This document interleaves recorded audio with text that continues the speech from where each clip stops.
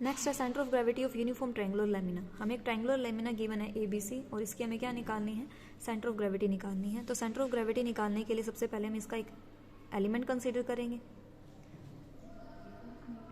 एक element consider कर लिया मैंने इसका PQ एलिमेंट। तो ये रन कहाँ से कहाँ तक करेगा, A से रन करके नीचे BC तक जाएगा, मैक्सिमम लेंथ कवर करेगा। और इस ट्रायंगुलर लेमिना की जो हाइट है वो मैं अपनी तरफ से क्या ले लेती हूँ, D कंसीडर कर लेती हूँ। D ना लेके L ले लेती हूँ और A इसका रेफरेंस पॉइंट होगा। जो भी मतलब हम लेंथ कंसीडर करेंगे इस एलिमेंट की या किसी की भी, वो A से कंसीडर करेंगे। और ये जो BC लेंथ है, बेस की लेंथ है, वो अपनी तरफ से मैं ले लेती हूँ A। तो ये जो मैंने एलिमेंट कंसीडर किया है PQ, इस P की इस A पॉइंट से लेंथ ले लेती हूँ, सॉरी A पॉइंट से हाइट ले लेती हूँ, क्योंकि A पॉइंट से लेंथ लेने के लिए मुझे क्या चाहिए, हाइट ही चाहिए। A पॉइंट से इसकी हाइट ले लेती हूँ मैं X अपर वाले पार्ट की, और लोअर वाले पार्ट की मैं क्या ले लेती हूँ, X प्लस डेल्टा X। तो ये जो मैंने यहाँ पे स्मॉल एलिमेंट कंसीडर किया, इसकी ब्रेथ क्या हो जाएगी, सिर्फ डेल्टा X। तो ब्रेथ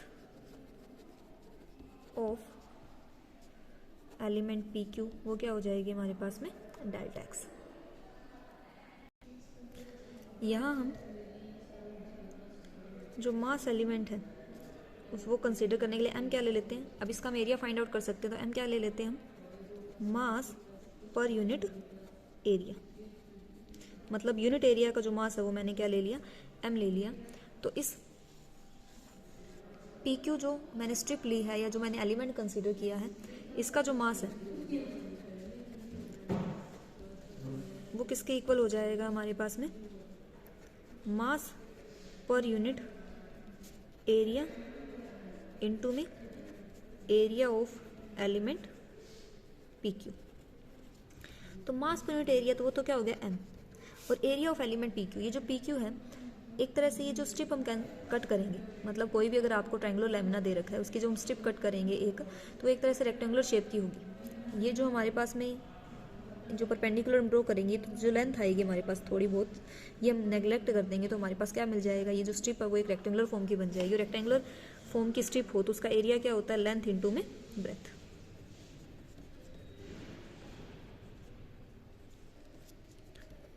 तो यहाँ हमें लेंथ तो नहीं पता इस स्ट्रिप की, बट इसकी ब्रेथ हमने क्या ली है, डेल्टा X। अब हमें क्या फाइंड आउट करनी है, ये जो हमने स्ट्रिप कंसीडर की है इसकी हमें लेंथ फाइंड आउट करनी है।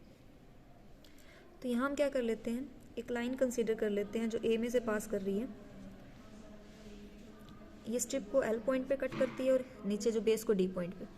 अब ये जो दो ट्राइंगल है हमारे पास APQ और ABC, ये दोनों ट्राइंगल क्या होंगे, सिमिलर होंगे। क्यों, क्योंकि ये दो जो पैरेलल स्ट्रिप है वो BC बेस के क्या है, पैरेलल है। तो ये एंगल और ये एंगल क्या हो जाएंगे, इक्वल कोरस्पॉन्डिंग एंगल, और ये एंगल इक्वल हो जाएंगे कोरस्पॉन्डिंग एंगल के। एंगल P इक्वल हो जाएगा एंगल B के, एंगल Q इक्वल हो जाएगा एंगल C के, और ये A एंगल कॉमन आ जाएगा। तो दोनों ट्राइंगल सिमिलर हो जाएंगे, और दो ट्राइंगल सिमिलर हो तो उनके कोरस्पॉन्डिंग साइड्स का जो रेशियो है वो इक्वल होगा। और ये जो रेशियो है कोरस्पॉन्डिंग साइड्स का रेशियो, वो साथ में किसके इक्वल होगा, इन लेंथ के भी रेशियो के इक्वल होगा, AL लेंथ अपॉन में AD लेंथ के। तो यहाँ पहला ट्राइंगल है उसकी साइड ले लेती हूँ मैं PQ, और दूसरा ट्राइंगल है उसकी साइड में ले लेती हूँ BC। ये रेशियो मैं इक्वल ले लेती हूँ इन साइड्स के AL अपॉन में AD के।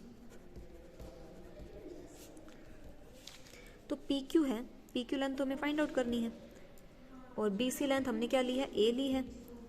AL लेंथ, ये जो टोटल हाइट है वो हमारे पास X है, और AD लेंथ है वो हाइट हमने क्या ली है, L ली है। तो यहाँ से जो PQ की लेंथ है वो क्या आ जाएगी, AX बाई में L। तो ये वैल्यू यहाँ पुट कर देते हैं हम, AX बाई में L। तो हमारे पास में मास एलिमेंट की वैल्यू मिल चुकी है। तो हम अब इसका क्या निकालते हैं, सेंटर ऑफ ग्रेविटी का एक्स कोऑर्डिनेट निकालते हैं, जिसकी वैल्यू होगी x dm अपॉन में इंटीग्रेशन ऑफ dm। तो इंटीग्रेशन की लिमिट, ये स्ट्रिप कहाँ से कहाँ तक मूव करेगी, A पॉइंट से मैक्सिमम BC तक मूव करेगी। तो A पर यहाँ पे लेंथ क्या होगी इसकी 0, और BC तक मैक्सिमम लेंथ क्या हो जाएगी, लेंथ क्या बोल सकते हैं, हाइट 0 से L।